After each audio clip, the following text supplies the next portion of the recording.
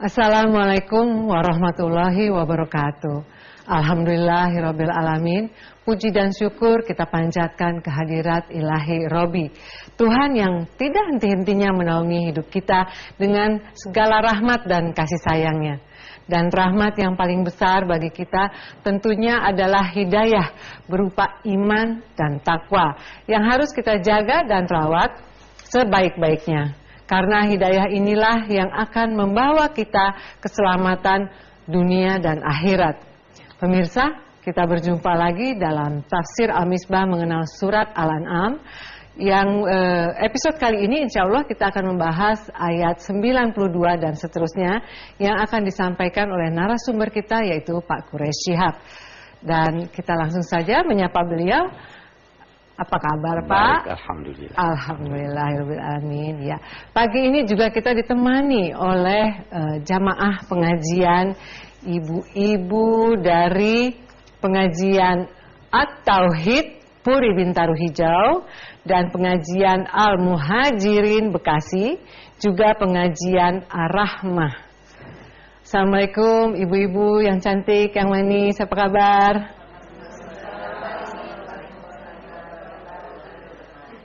Baik, terima kasih sudah hadir bersama kami. Baiklah, kita akan langsung lanjutkan acara ini. Pak Quraish, silakan. Baik. Kita bahas ayat 92. Insyaallah ya. A'udzubillahi minasyaitonirrajim. Ayat ini menyatakan وَمَنْ أَظْلَمُ مِمَّنِ افْتَرَى عَلَى اللَّهِ كَذِبًا أَوْ قَالَ أُوحِيَ إِلَيَّ وَلَمْ يُوحَى إِلَيْهِ شَيْءٌ وَمَنْ قَالَ سَأُنْزِلُ مِثْلَ مَا أَنْزَلَ اللَّهُ. Sampai situ dulu. Kita beri gambaran umum dulu. Orang-orang yang dihadapi oleh Nabi Muhammad SAW itu di Mekah, ayat-ayat kita ini turun di Mekah, adalah orang-orang musyrik yang mengatasnamakan Allah dalam kepercayaan syirik mereka. Kita berkata sebenarnya Allah merestui ini. Oke. Yang ada juga di antara mereka yang berkata, saya juga dapat wahyu. Ada lagi yang berkata, saya bisa membuat semacam Al-Quran. Nah, ayat ini menguraikan dalam bentuk pertanyaan, tetapi pertanyaan yang sebenarnya kecaman. Kan biasa kita ada anak nakal, durhaka pada orang tuanya. Saya bisa bertanya, kamu mau durhaka sama orang tua kamu? Itu kan bukan bertanya ya. Itu sebenarnya kecaman. Ini tidak pantas ini. Nah, begitu juga di sini. Waman azlamu, siapa yang lebih aniaya? Adakah yang lebih aniaya dari seseorang yang mengatasnamakan Allah padahal dia berbohong? Ya tadi kan? Oke. Atau dia berkata, saya juga telah memperoleh wahyu, padahal dia tidak dapat wahyu walau sedikit. Itu tidak ada yang lebih aniaya dari orang seperti itu. Atau yang berkata, saya akan menurunkan seperti apa yang dikatakan oleh Nabi Muhammad bahwa Allah menurunkan kepadanya. Saya bisa menurunkan. Kalau Nabi Muhammad berkata Allah telah menurunkan Al-Quran kepadanya, saya juga bisa.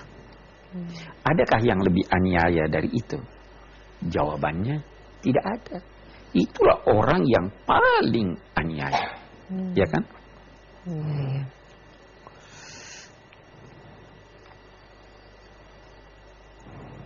Iya.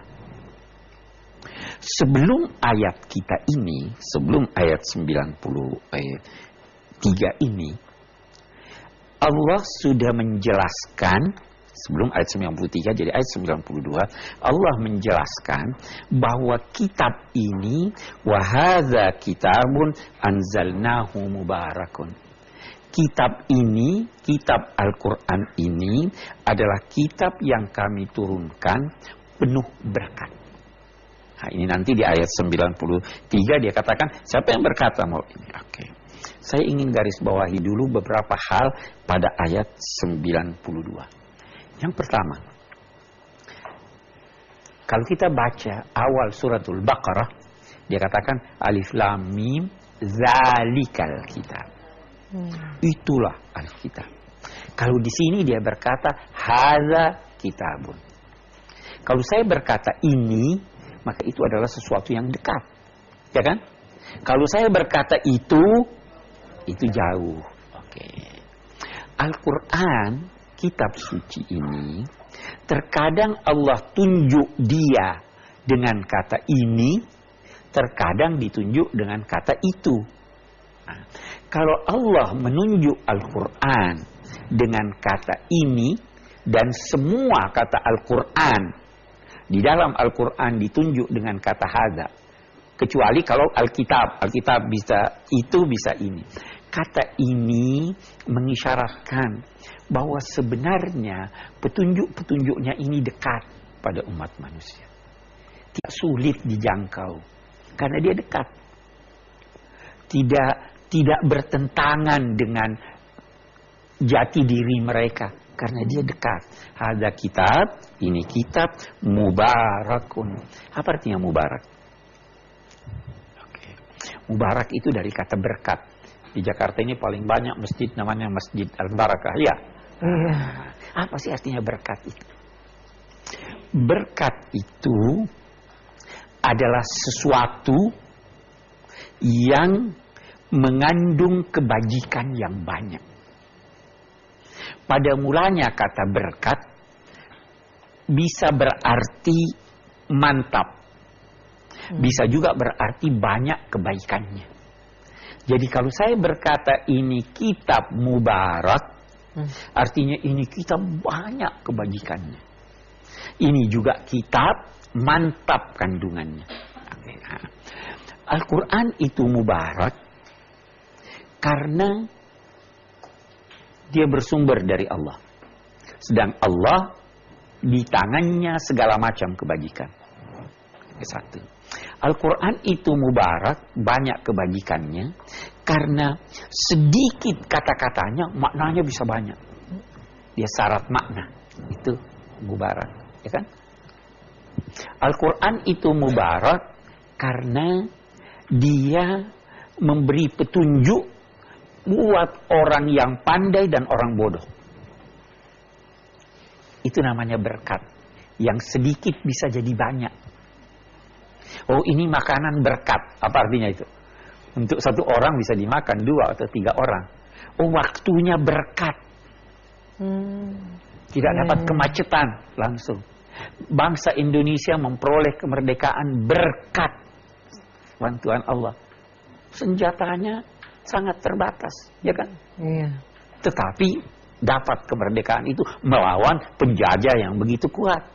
Iya. Berkat itu diperoleh kalau Anda usaha, nanti Tuhan bantu. Jangan nunggu berkat begini. Iya.